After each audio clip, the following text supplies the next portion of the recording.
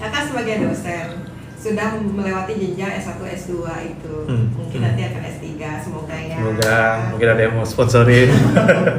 Nah, aku tuh penasaran Kak, menurut Kakak seberapa penting sih kuliah? Kuliah?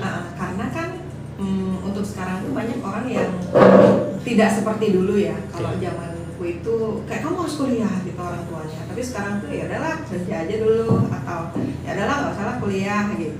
Betul. Seperti punya ya free will ataupun kebebasan, lebih bebas lah untuk sekarang. Betul. Cuma Kakak sebagai dosen dari POV-nya Kakak itu seberapa penting sih kuliah sebenarnya? Di zaman sekarang ya? Yes. Oke. Kuliah seberapa penting? Itu pertama kita perlu ijazah. Realistis ya. Kerjaan perlu ijazah, ya apalagi ijazahnya kalau semakin tinggi semakin bagus, bisa nantang gaji. Secara administrasi penting. Tapi apakah orang harus kuliah? Nah ini jadi pertanyaan sebenarnya. Karena kalau ngomongin tentang keharusan kuliah itu berarti sudah bersinggungan dengan kebutuhan ekonomi, kemampuan ekonomi. Gitu. Boleh nggak kuliah? Boleh. Boleh kuliah boleh. Penting nggak kuliah? Secara pribadi penting sih. Minimal meningkatkan atau bukan meningkatkan ya, mengupgrade cara berpikir. Karena tingkatan S1, S2 itu ada pola-pola berpikir yang berbeda yang kita dapetin gitu. Iya. Kalau kita tahu lah SD, SMP, SMA seperti apa ya. Kemudian S1 kita menganalisa lebih detail, S2 kita berpikir lebih dalam dari pola-pola itu gitu. Mencoba melihatnya dari sudut pandang lebih luas. Kalau S3 pembaruan, memberikan solusi kan gitu. Jadi kuliahnya itu pentingnya di fase pemikiran sih bagi aku. Iya. Di luar dari kebutuhan ijazah juga penting gitu. Iya. Misalnya ada yang sudah lulus S1 gitu, karena dulu-dulu di usia kita itu ya, kan kayak S1 itu sebuah kewajiban sih ya. Betul. Jadi harus lulus lah S1. Setelahnya kan S2 itu kayak ya disesuaikan, entah itu dengan kemampuan finansial kita dan lain sebagainya, atau mungkin kecenderungan kita mungkin pengen jadi akademisi misalnya kayak gitu. Kita perlu untuk lanjut studi ini. Betul. Tapi di era seperti sekarang, menurut Kakak perlu nggak sih untuk lanjut studi yang misalnya kita ini udah S1, tapi S2 lah, S3 lah, dan SS selanjutnya gitu. Perlu apa enggak ya? Wah kalau ini jawabannya bisa beda-beda tergantung kebutuhan dan kondisi sih. Iya, kalau dibilang realistisnya kita berada dalam kondisi perekonomian menengah ke bawah, yang dimana pekerjaan itu lebih utama, mendapatkan penghasilan. Perlu nggak kuliah? Jika sudah dapetin pekerjaan itu, mungkin saat itu belum perlu. Karena memang kondisinya tidak memungkinkan untuk kuliah itu kan. Iya. Kalau emang kuliah lalu dia bisa mendapatkan upgrade something untuk sesuatu yang dia kerjakan, misal dia punya duit, kemudian dia melakukan usaha, kuliah dia mendapatkan jejaring, cara berpikir dan segala macam, bisa jadi perlu. Jadi bagus justru dapetin kuliah itu misalkan. Dan itu makanya aku bilang nggak bisa kita lihat, tak bisa disamakan sih jawabannya. Jadi sebenarnya ini bukan tren kan? Bukan tren. Sesuai kecenderungan kita atau arah ke depan kita yang memang pengen kita tentukan gitu ya? Iya. Kenapa ini pada akhirnya menjadi sebuah tren? Karena semua orang akhirnya menyetujui bahwa pendidikan tinggi itu penting. Oke. Makanya lanjut terus. Kuliah. Kemudian divalidasi dengan pekerjaan yang memerlukan akses ijazah. Iya. Kalau ijazah SMA dapat gaji sekian, ijazah tinggi mendapatkan perguruan tinggi mendapatkan gaji lebih tinggi kan gitu. Sehingga ini justru menjadi komoditas pendidikan ini gitu. Jadi dia tidak mencetak para pemikir tapi mencetak pekerja jadinya. Ada unsur kapitalisasi ya. Kapitalisasi gitu. Padahal kalau kita lihat spiritnya kampus itu kan awalnya adalah mencetak para pemikir. Iya. Nah, akhirnya itu direduksi juga dengan keputusan-keputusan para pemangku kebijakan kementerian kita yang kemarin sempat melontarkan informasi terkait dengan penghapusan prodi. Oh iya. Prodi yang tidak relevan dengan dunia kerja. Benar. Karena apa? Contohnya kayak keguruan gitu. Ada 1,9 juta yang nganggur atau gimana gitu. Sedangkan kebutuhannya hanya sekian gitu. Kan sebenarnya bukan ke sana arah dari pemerintah, tapi justru pemerintah itu adalah menyediakan akses kerja gitu kan. Tapi kenapa pada akhirnya direduksi orang yang kuliah tuh untuk mengisi pasar atau mengisi tempat kerja itu sih akhirnya menjadi polemik sekarang. Iya. Belum lagi kuliah mahal. Selain kuliah mahal, gaji itu banyakkan yang UMR ke bawah. Jadi kayak gitu. Iya, timpang ya. Timpang. Jadi gimana orang bisa berpikir belajar kalau kebutuhan dasar aja nggak kepenuhi kan gitu ya. Itu sih yang saya takutin sekarang. Iya. Jadi kalau misalkan apakah kuliah itu penting? Penting. Tapi apakah kuliah itu perlu? Belum tentu bagi beberapa orang. Iya. Karena belajar itu sebenarnya bisa dari mana aja. Sebenarnya. Sekarang tergantung relevansinya terhadap pekerjaan kita atau apa yang memang kita putuskan untuk ke depan yang kita mau jalani gitu ya. Benar. Sebenarnya saya merasa sayang sih, bayangin kalau kita misal kayak di Jerman ya, negara kita tuh ya, yang dia bisa memberikan pendidikan gratis sampai level kuliah gitu ya. Kita bisa bayangkan negara itu akan berbeda seperti apa? Pasti beda banget. Karena kebutuhan dasar untuk mendapatkan pendidikan itu tervalidasi atau disupport oleh negara. Cara berpikir kita pasti akan lebih bebas. Sedangkan bagi saya yang ketemu teman-teman mahasiswa yang mereka kuliah sambil bekerja, duit bekerjanya diputar untuk biaya kuliah, seringan datang itu dalam kondisi capek. Dan saya pernah nanya juga sama teman-teman mahasiswa gitu, tujuan kalian kuliah apa sih? Gitu, isengnya. Karena penasaran kan. Kalian tahu kan kuliahnya tuh lumayan tuh bayar tuh. Apalagi kalian freelance nih nggak full. Apa sih tujuannya gitu? Jelas semuanya mengarah 90% ke atas untuk mendapatkan ijazah yang dimana itu bisa digunakan untuk bekerja, mendapatkan pekerjaan yang lebih baik dibanding sekarang. Nah berarti kan kebutuhan mereka kuliah adalah bekerja nih. Beda sekali dengan spirit awal kuliah untuk mencetak para pemikir. Pada akhirnya saya kasihan, ya udah kalian mau tugasnya gampang kok enggak gitu.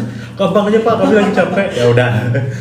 Akhirnya saya coba combine kegiatan atau tugas-tugas kuliah itu dengan apa yang mereka lakukan di kantor. Dalam artian mungkin ada beberapa pengajar yang dalam tanda kutip menyusahkan mahasiswa katanya dengan memberikan tugas banyak. Tapi kalau saya melihatnya enggak sih, yang penting kan yang kita bentuk cara berpikir mereka. Study case-nya dekat-dekat aja sama tempat mereka kerja, outputnya juga bakal sama gitu. Jadi biar mereka sekalian kerja, nyata itu mereka sudah ngerjain tugas kuliah, analisanya gitu sih akhirnya kebentuk. Tapi karena sebenarnya ini mengarahnya jadi tren ya, orang-orang akhirnya kayak gini loh, ada statement misalnya nih nggak lanjut studi, oke lah. Kayak dulu loh, kayak dulu tuh kan wajib belajar 9 tahun. 9 tahun, betul. Habis itu berlanjut lagi SMA, lulus SMA SMK minimal. Ya. Betul. Lambat laun jadi S1. Sampai pemerintah kita juga bilang satu keluarga satu sarjana. Nah, setelahnya itu kan ada S2, S3 dan selanjutnya. Betul. Jadi ketika ada orang-orang yang tidak lanjut studi itu, S2 itu. Itu tuh kayak, wah kamu kenapa kok nggak lanjut S2 gitu, kamu menyia-nyiakan potensi apa segala macam.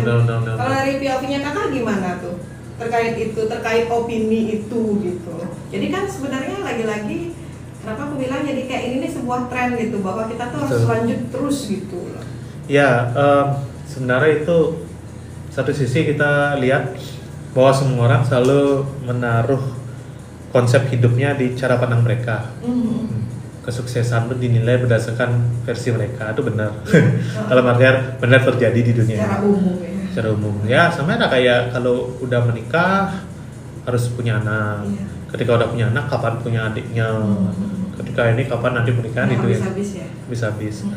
Kemudian apakah menyanyiakan kalau enggak S2? Enggak sih sebenarnya. Karena kalau saya lihat saat ini di Indonesia strata S1 S2 memang masih relevan dengan pekerjaan. Tapi kalau S3 itu hanya saat ini masih relevan jika menjadi pengajar di dunia perguruan tinggi.